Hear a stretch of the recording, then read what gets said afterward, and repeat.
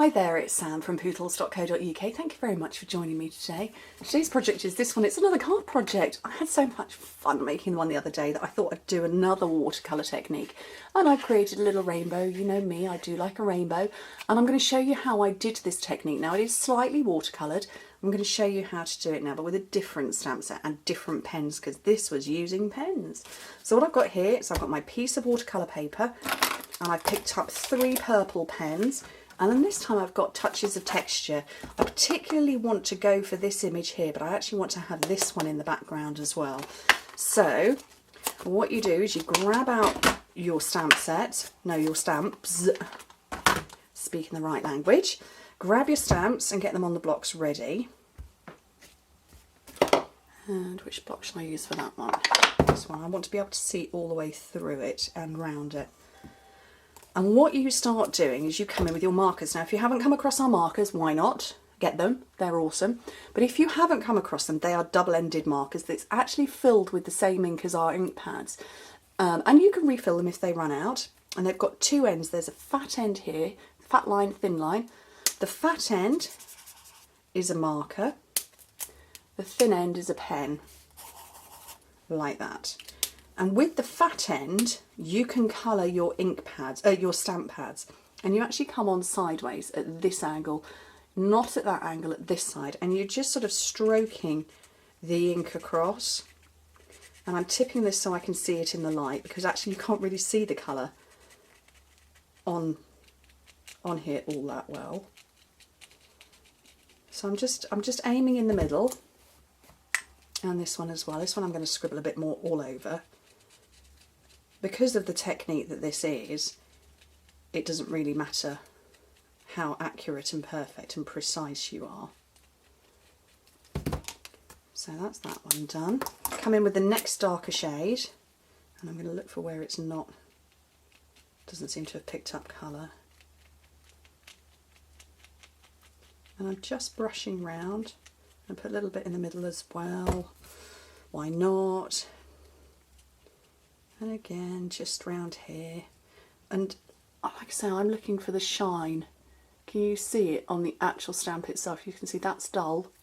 This particular leaf here is dull, but I've made it shiny. So I'm just looking for all those bits, just to add in different colour. So that was Wisteria Wonder Perfect Plum with an elegant eggplant. And just kind of blob it all over.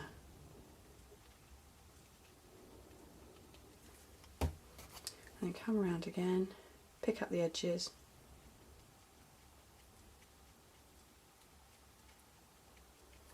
Okay, and here's the fun part. You need your Stampin' Spritzer with water in it. Give it a spritz, but from quite a distance, that sort of a distance. I'm going to do that off camera. I'm just going to make sure you can see it's misted up on my block, so it's on there as well. And then onto here. And on my watercolour paper, that's creating a sort of a mushed up effect. And I don't know if you can see it, there's definitely different colours going on. It's got a sort of a mushed effect. This is quite merrily, happily dried, so I'm going to do the same again. And I'm going for 2 spritzes this time because I want it to move a bit more. Let's go for 3 just for luck. And over the top. And it's got this lovely blurred effect. You can see it mostly there, and it's just lovely. It doesn't work on watercolour paper, on photopolymer. Ask me how I know. It doesn't work. It doesn't work with photopolymer ink, photopolymer stamp.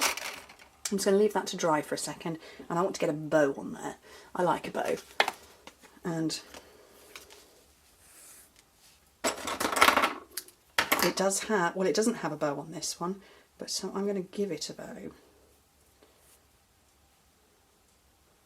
So I'm going to go for a double length of linen thread, just while that's drying off a little bit.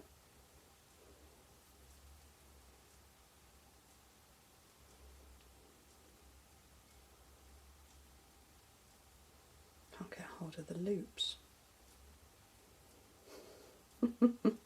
The world's most wibbly bow ever.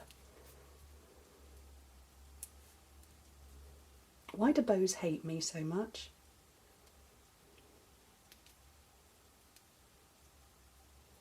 I know all of the techniques. I've watched more videos on bow tying than I've watched on anything else, I think. I just definitely seem to be bow challenged.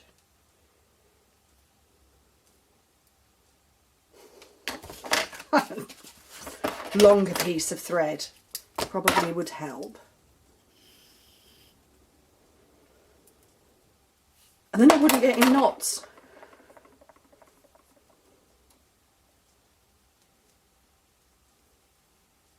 Oh, for goodness sake, what is going on? I don't even know what that bit is. It's a good job I've got to do this because it's leaving my watercolour paper to dry. You know, there's method in the madness. You know, I planned all of this, obviously. Right, trim off the excess. There we go, mini glue dot.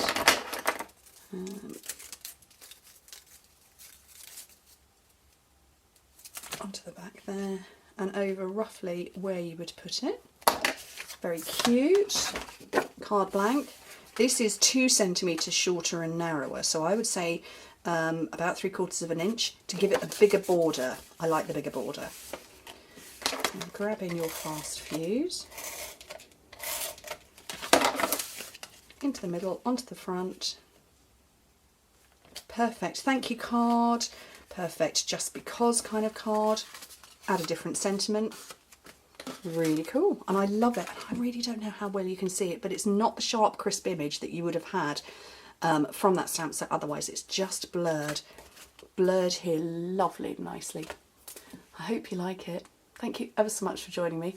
Hope to speak to you very soon. Bye.